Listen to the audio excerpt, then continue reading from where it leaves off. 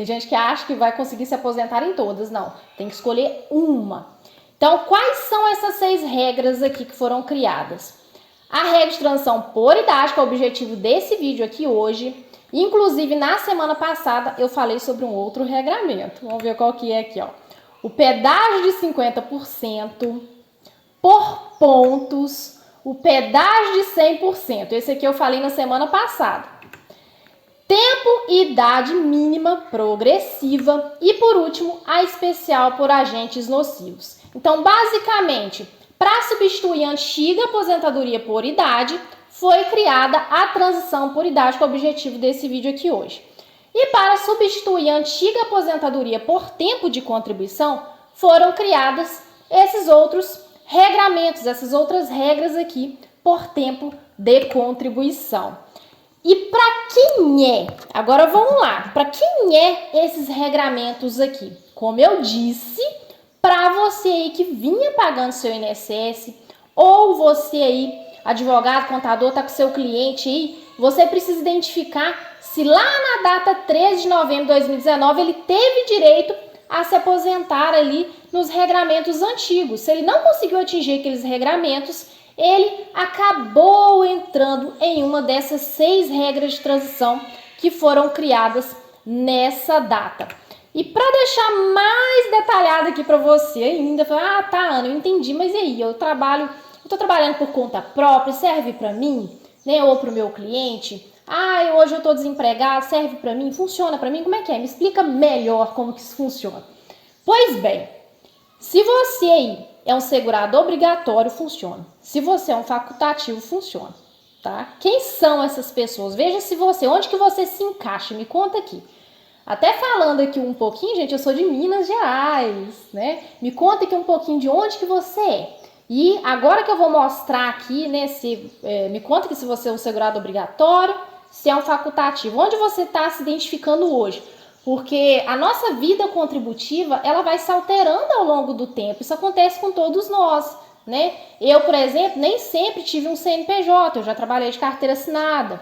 Já teve tempo que eu fiquei desempregada, né? É assim que funciona a nossa vida contributiva. Já trabalhei por conta, já paguei o INSS por conta, né? Então é assim que funciona. Veja em qual fase você está. Você é um segurado obrigatório? Me conta aqui, ó. Você é empregado? Tá de carteira assinada? É um empregado doméstico? É um contribuinte individual? Aquela pessoa que gera o carnezinho, né? Paga seu carnezinho todo mês por conta própria? Trabalhador avulso, geralmente boias frias, né? É um segurado especial? Então, todas essas pessoas aqui são consideradas obrigatórias, né? E elas podem sim participar dessa regra de transição por idade. Ela é bem interessante. Inclusive, para você que paga o INSS por conta própria, como contribuinte individual, inclusive o MEI, né? O MEI paga 5% sobre um salário mínimo. Essa pessoa aqui, esse contribuinte, consegue sim se encaixar nesse regramento da transição por idade. Está escrito aqui em cima, ó, alíquotas de 5%, 11% ou de 20% para você que paga por conta própria.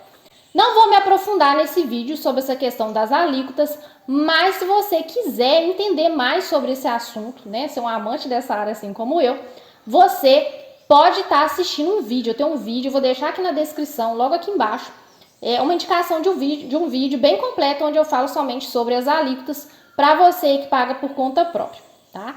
Então, me fala aqui, você é considerado obrigatório? Qual deles aqui? Qual que você é hoje? Ai, Ana, agora eu tô pagando por conta própria. Ai, eu sou MEI, me conta aqui. De onde que você é e que jeito que você tá pagando seu INSS? Olha aqui, ó. Veja se você não é facultativo, que é a outra pessoa que pode estar pagando seu INSS aqui por conta própria e ela consegue sim se encaixar dentro da regra de transição por idade. Quem são os facultativos? Os facultativos são aquelas pessoas que não são consideradas obrigatórias, ela não é nenhuma dessas outras pessoas que eu citei aqui, que está no campo dos obrigatórios. Ela não é servidora pública, ela não pode ser servidora pública, e ela quer pagar seu INSS, ela acompanha a Sagaz-Prev e sabe a importância de pagar seu INSS. Por quê? Porque ela sabe que se ela não pagar seu INSS, nem que seja por conta própria, né, ela não consegue um benefício junto ao INSS. Nenhum, gente, nem aposentadoria, não deixa pensão por morte, não consegue auxílio doença, salário maternidade. Então é muito sério. Quem quer se aposentar pelo INSS hoje, quem quer ter um benefício pelo INSS hoje, tem sim que pagar o seu INSS. Você pode estar na categoria de obrigatórios, conforme eu expliquei, ou facultativos. Obrigatórios são obrigados a pagar, não tem para onde correr, porque exerce uma atividade remunerada, né, em um desses campos aqui, nessas categorias que eu citei.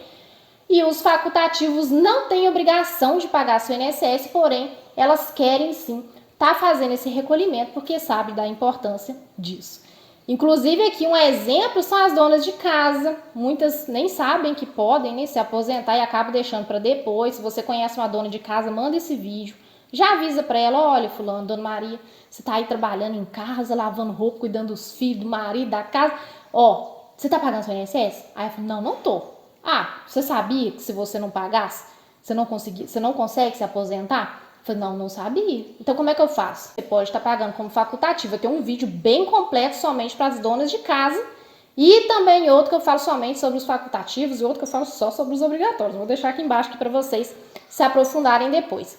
Brasileiros que moram no exterior, desempregados, estudantes, bolsistas, todas essas pessoas sim podem pagar INSS. Se pagarem como facultativos, também podem participar da regra de transição por idade. Presta atenção nisso aqui, gente, é muito importante. Quais são os requisitos para esse tipo de aposentadoria?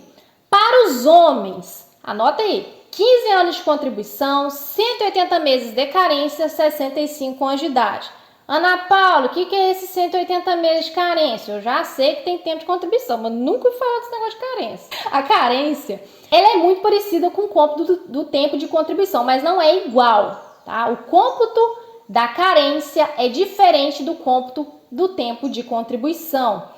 Se você quiser entender mais também, eu aconselho muito, porque isso aqui é um requisito. Se você não cumprir esses 180 meses, você não se aposenta. Isso aqui é muito sério. A carência é basicamente o número mínimo de meses que você precisa para se aposentar junto ao INSS, de contribuição. Um número mínimo de contribuição que tem um cômputo diferenciado. Depois vocês vão lá assistir também esse vídeo que é muito interessante. Para as mulheradas aí de plantão, 15 anos de contribuição. Reparem que o tempo de contribuição para essa regra por idade é a mesma. É o mesmo tempo de contribuição aqui. A mesma regra por tempo para um é para o outro, né? 180 meses de carência, mesma coisa. O que muda aqui é os 62 anos de idade. Antes da reforma eu pedia 60, né, para as mulheres. Exceto ali nos casos rurais, né? Trabalhadores rurais, também pessoas com deficiência que têm uma diferenciação aqui na idade. Agora, olha como é que subiu, né? De 2019 para cá, de 3 de novembro de 2019 para cá, subiu para 62 anos para as mulheres. E eu tô sabendo que estão querendo mexer nisso aqui, de novo, né? Então, se você chegou nesse canal agora, aproveita, vai acompanhando a gente.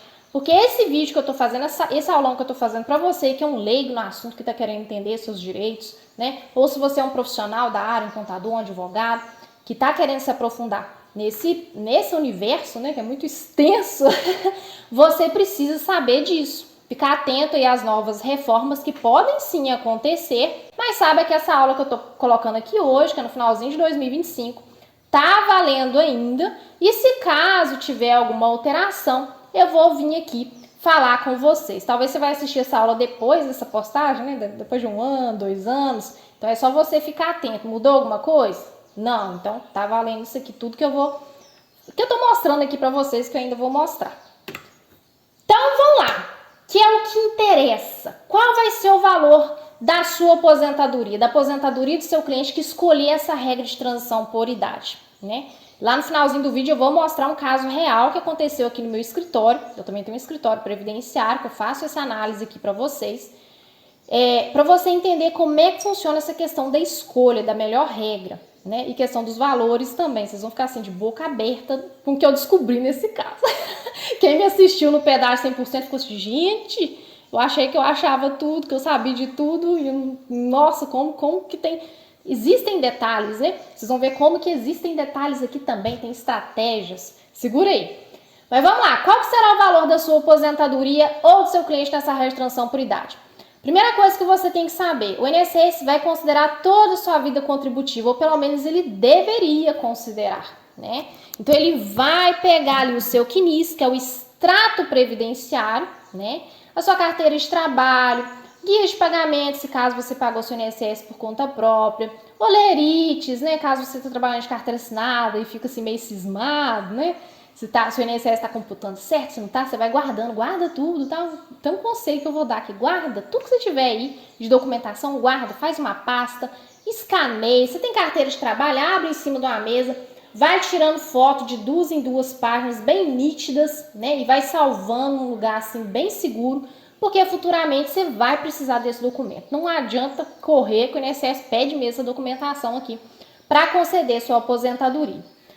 PPP, isso aqui é para quem trabalha exposto a agentes nocivos, né? LTCAT, PPP, é um documento que comprova que você realmente esteve exposto a agentes nocivos, porque existe uma aposentadoria, conforme eu expliquei, né? Lá nas 6 regras que foram criadas, tem uma específica para quem atua com agentes nocivos, e eu também vou trazer esse conteúdo aqui para vocês em outra aula. E dá para fazer conversão de tempo também, no meu último caso eu até mostrei essa questão da conversão de tempo.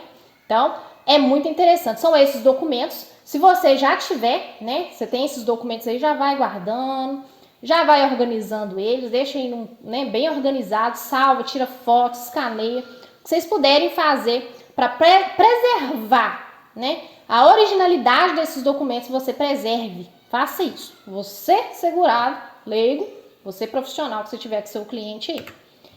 Então vamos lá entender como é que funciona os valores. Antes disso, de mostrar aqui o cálculo na prática para você, como é que funciona para descobrir o valor, vou falar aqui um pouquinho sobre o nosso canal. Aqui é o canal da Sagaisprev, nós falamos sobre previdência, benefícios do INSS, né? Nós temos o nosso escritório, você aí que está precisando organizar a sua aposentadoria, fazer um cálculo, né? Identificar qual é o seu melhor regramento, entre em contato aqui através do nosso site, né, ou diretamente pelo e-mail.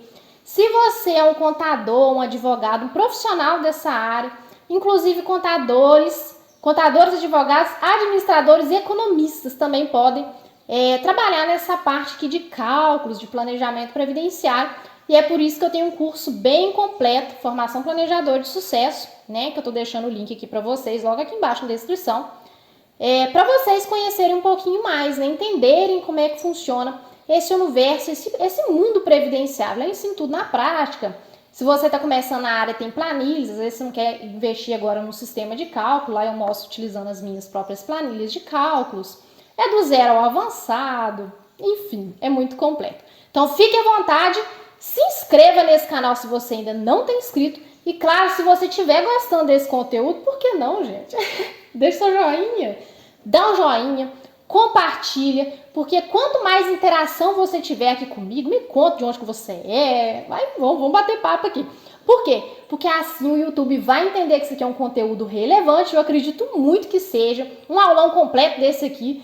Não acho em qualquer lugar, tá? Eu pelo menos não vi não. Tem muita gente preguiçosa que assiste até metade e para, né? E conhecimento, conteúdo aprofundado aqui na internet, né? Nessa terra, eles falam terra de ninguém, tá cada vez mais difícil. Às vezes é um videozinho curto que você fica assim, ó, rolando, não entende nada, tudo pela metade. Agora um conteúdo aprofundado, né? Organizado, gente. Que organização que tá aqui, né? Para entender tudo até o final, com casos reais, casos concretos, práticos para você entender.